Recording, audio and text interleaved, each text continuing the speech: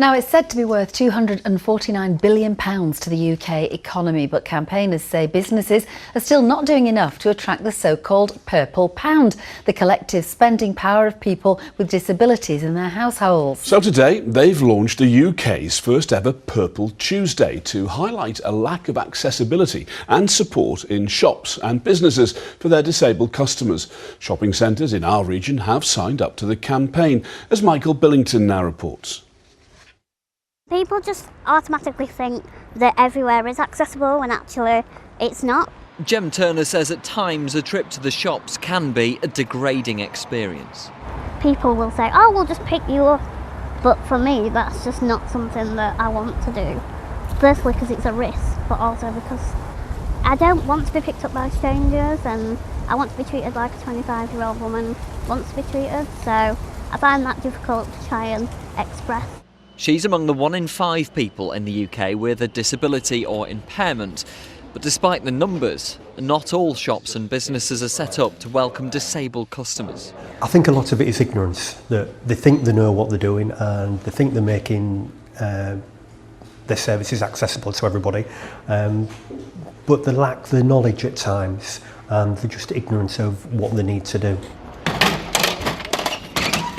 This cafe in Hull's Whitefrigate's one of more than 700 businesses which have signed up to Purple Tuesday, making a commitment to improve accessibility. It's not just people in wheelchairs. Like I say, we did dementia training. We're a safe place for people who maybe have learning difficulties or have dementia, and they can come in here. So it's been, as an employer and with my employees, it's been aware of all of those things and all of those people that might walk through that door. A fifth of people asked by the disability charity the Papworth Trust said shopping was the biggest challenge for them. Theatres, cinemas and concerts were also among the most challenging to access, with pubs and restaurants also some of the most difficult places for disabled people to get round. Now a rallying call to shops and businesses from the man behind today's campaign. Even if you're not today, come and make some commitments, come and do something, don't wait till next year. But do things now and join this growing army of retailers who see that disabled customers are so important.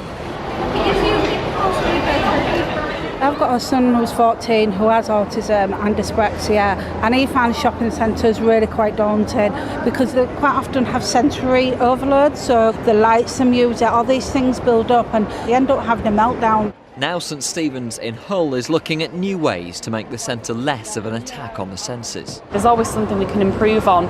So for example, there is conversations about possibly a sensory room, making a permanent fixture to the quiet hour. So maybe is it every Tuesday retailers turn down the music? Jem wants businesses to maintain the message of Purple Tuesday throughout the year, so that she and the UK's 11 million other disabled people are no longer excluded from the high street. Michael Billington, ITV News in Hull. Well, a little earlier, I spoke to Anna Nelson, the Executive Director of Access Able. It's an online guide providing help for people with disabilities. I began by asking her if enough's being done to make public spaces accessible to all. I think we found that progress is slow. There are some good examples of best practice, many of which are being promoted today as part of Purple Tuesday, but that's certainly not the picture across the board.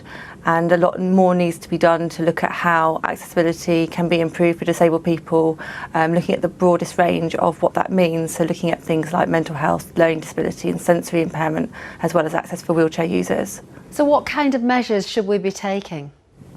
So I think one of the key things is that access begins online. People want to know about what facilities they'll be able to find when they're out and about. And at the moment, very few places actually tell people, can I use your toilet? Can I get through the doors? Can I park my car? So that would be certainly one thing. And then encouraging businesses and organisations to look at how they can improve accessibility. And that doesn't necessarily need to be huge, expensive changes. It can be things that could be incorporated into refurbishment programmes, or simply something like introducing staff training, because obviously attitude is just as important often as the physical barriers a disabled person might face.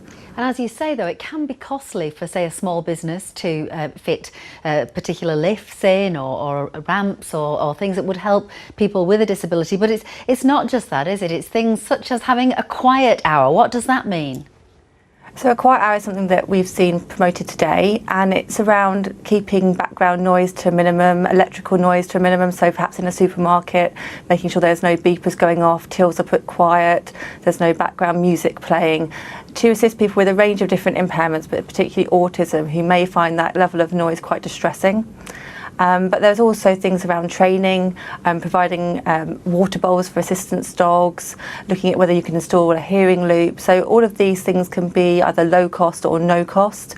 And I think everyone can look at how they're providing services to disabled people and make some changes. OK, Anna Nelson from Access Able. That's all we've got time for, but thank you.